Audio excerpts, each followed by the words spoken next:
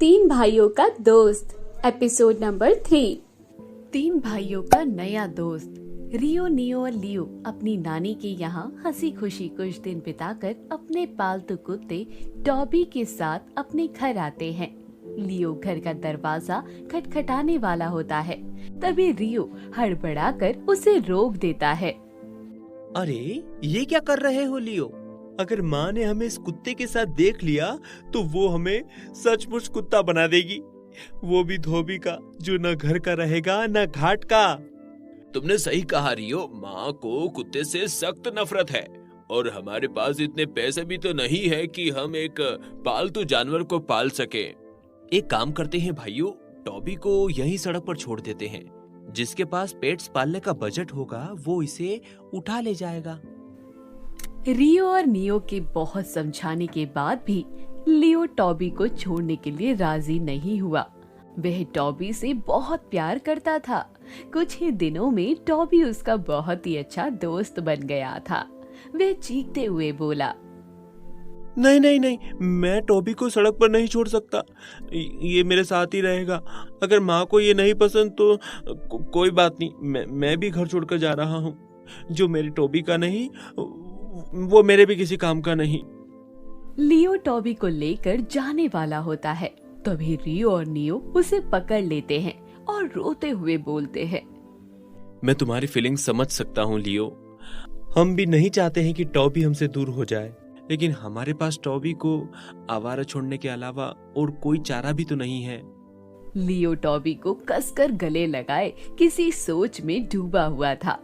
तभी उसे एक आइडिया आता है और वे खुशी से चहकते हुए बोलता है, मेरे पास टॉबी को रखने का एक उपाय है भाइयों। क्या उपाय है? जल्दी बोलो, मैं उसमें तुम्हारी जरूर मदद करूंगा।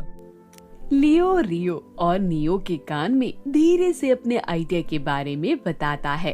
वे दोनों चीखते हुए बोलते हैं, क्या कहा? माँ को बिना बताए चोरी छिपे टॉबी को अपने साथ रखेंगे?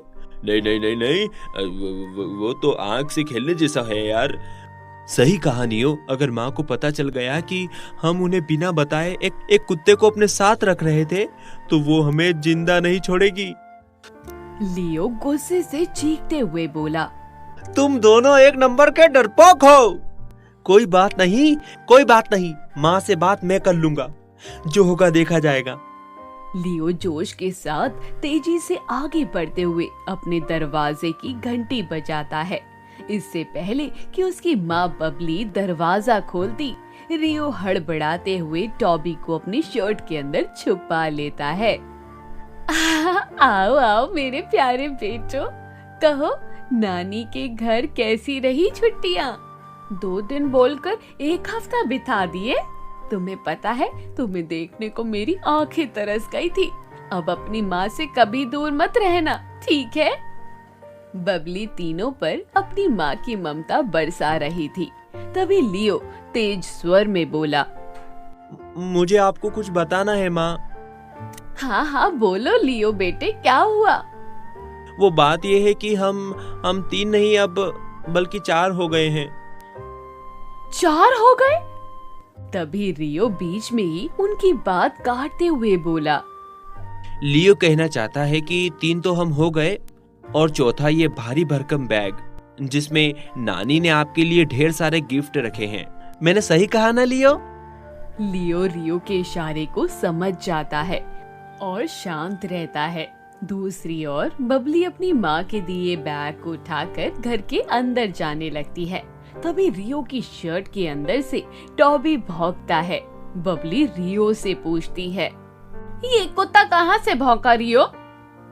पता नहीं माँ, ये कुत्ता कहाँ से भौंका, मुझे कुछ नहीं पता। तभी नियो हंसते हुए बोला, कुत्ते की भौंकने की आवाज नहीं माँ, नहीं, बल्कि इस पेटू रियो को भूख लगी है।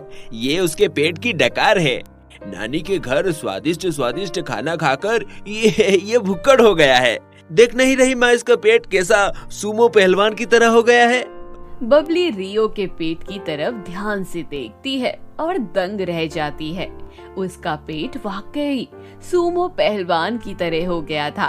वह रियो से गुस्से में बोली, आज के बाद से तुम्हें केवल एक वक्त का खाना मिलेगा रियो। क्या जरूरत थी शैतानों की तरह इतना ज्यादा खाने की? तुमने तो मेरी नाक ही कटवा दी। हमारे पड़ोसी अब मेरा मजाक उड़ाएंगे, कहेंगे जीरो फिगर वाली माँ का सूमो पहलवान बेटा। बबली रोते हुए घर के अंदर चली जाती है। उसके जाने के बाद रियो गुस्से से नियो को बोलता है, तू माँ के सामने कोई और बहाना नहीं बना सकता था? क्या जरूरत थी यार मेरे खाने पर कमेंट करने की? तेरी वजह से मुझे अब एक वक्त का खाना ही मिलेगा। कोई बात नहीं रियो, माँ भले ही तुझे केवल एक वक्त का खाना दे, लेकिन मैं तुझे अपना दोनों वक्त का खाना देने को तैयार हूँ। आखिरकार तूने माँ की नजरों में मेरे प्यारे टोबी को बचाया जो है। लियो की बात सुन रियो बहुत खुश होता है और वे तीनों टॉबी को अपनी माँ बबली और अपने बाबा जियो की नजरों से बचाकर रूम में ले आते हैं और चैन की सांस लेते हैं। आखिरकार टॉबी को अपने रूम में लाने का पहला मिशन सक्सेसफुल हुआ। अब हमें इसके खाने का इंतजाम करना होगा। खाने का इंतजाम करना कौन सी बड़ी बात है? अपने उस जादुई पेंसिल से पेट फूड बना दे, बस काम बन गया। अरे हाँ, जादुई पेंसिल के बारे में तो मैं भूल ही गया था। उसमें मैं अपने टॉबी के लिए एक डॉग हाउस भी बनाऊंगा, बिल्कुल टॉम एंड जेरी के स्पाइक के घर की तरह।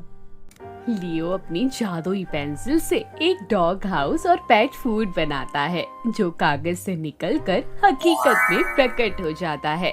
टॉबी ये देख बहुत खुश होता है। तुम्हारा बहुत बहुत धन्यवाद लियो, मुझे इतना सुंदर घर देने के लिए। मैं तुमसे वादा करता हूँ मैं हमेशा तुम लोगों की रक्षा करूँगा। हाँ। तीनों भाई टॉबी को डॉग हाउस में सुलाकर नीचे आते हैं जहाँ उनकी माँ बबली नानी के दिए बैग को खोल रही थी जिसमें से उसके लिए एक चमकता हुआ नेकलेस निकला। वह खुशी से चीखते हुए बोली, अरे वाह, कितना खूबसूरत हीरे का नेकलेस है। अरे सुनिए जी, ये देखिए मेरी माँ ने मुझे क्या गिफ्ट दिया है। जियो दौड़ते हुए बबली के पास आता है। क्या हुआ भाग्यवान, बहुत खुश दिख रही हो। अरे खुशी की तो बात है, ये देखिए माँ ने मुझे गिफ्ट में ये हीरे का नेकलेस दिया है। कितना सुंदर है ना।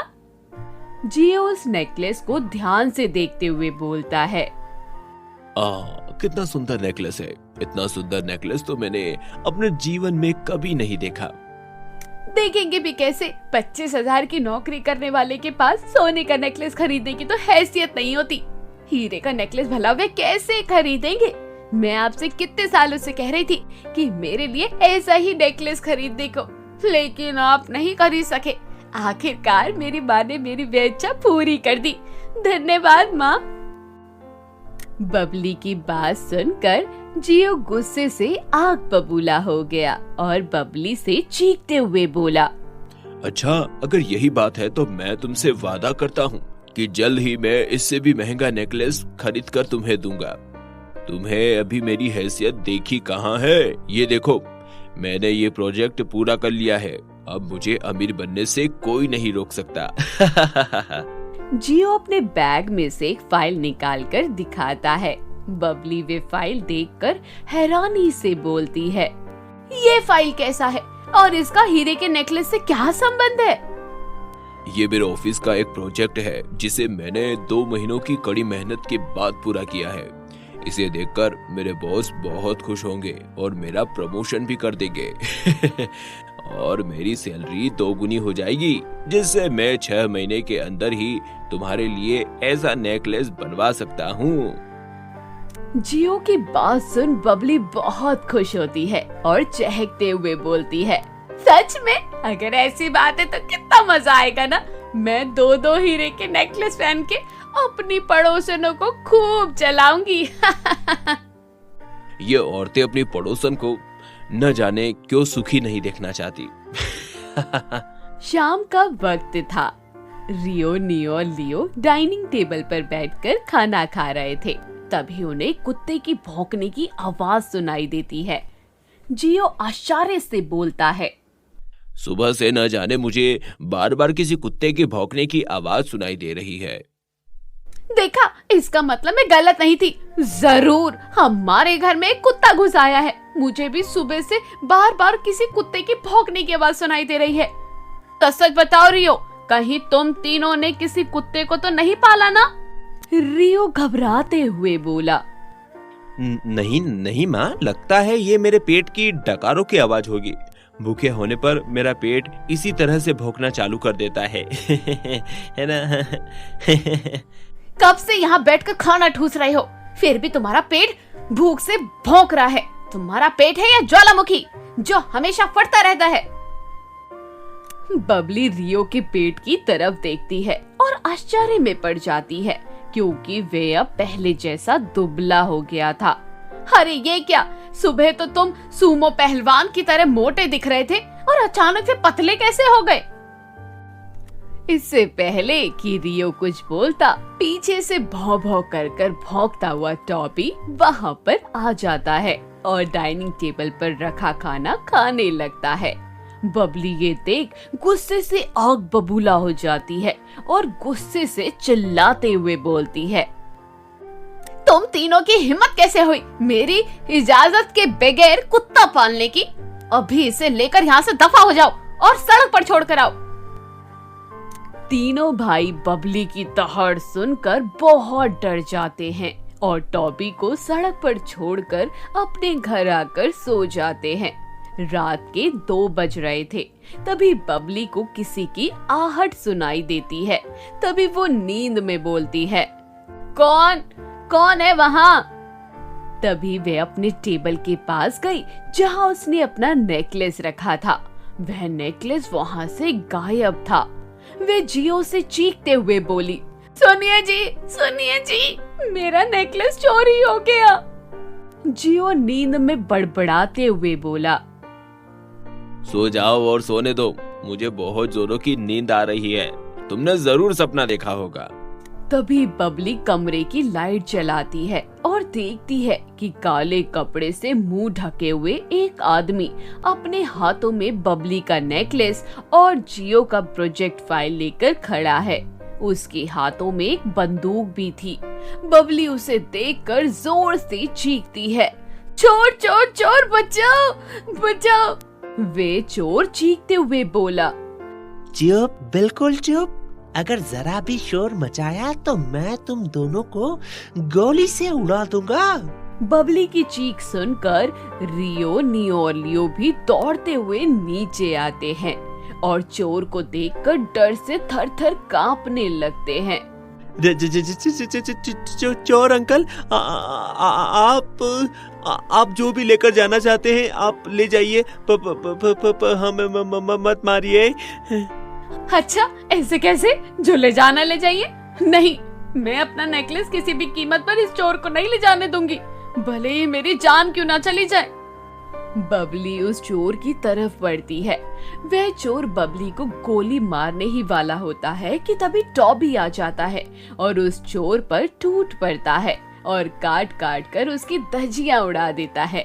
तीनों भाई उस चोर को पकड़कर उसके चेहरे से काला मास्क उतारते हैं।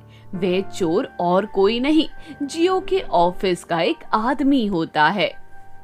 अरे भोपी, तुम और चोर?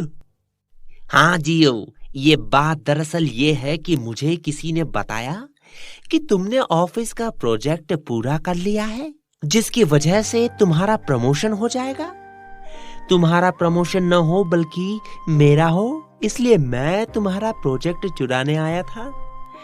तभी मेरी नजर इस हीरे के नेकलेस पर पड़ी और मैंने ये भी चुरा लिया। लेकिन तुम्हारे समझदार कुत्ते ने मेरा सारा प्लान चौपट कर दिया। टॉबी के हिम्मत और समझदारी को देख बबली और जियो बहुत खुश हुए और टॉबी को पालने की इजाजत भी दे दी। ये सुन लियो, रियो और नियो बहुत खुश हुए। आखिरकार टॉबी को अपना नया घर मिल ही गया। टॉबी खुशी से चहकते हुए बबली के आगे दुम हिलाने लगा। तो दोस्तों, कहानी यहीं खत्म हुई। कहानी कैसी लगी कमेंट बॉक्स में जरूर बताना और हमारे इस प्यारे से चैनल को सब्सक्राइब जरूर करना।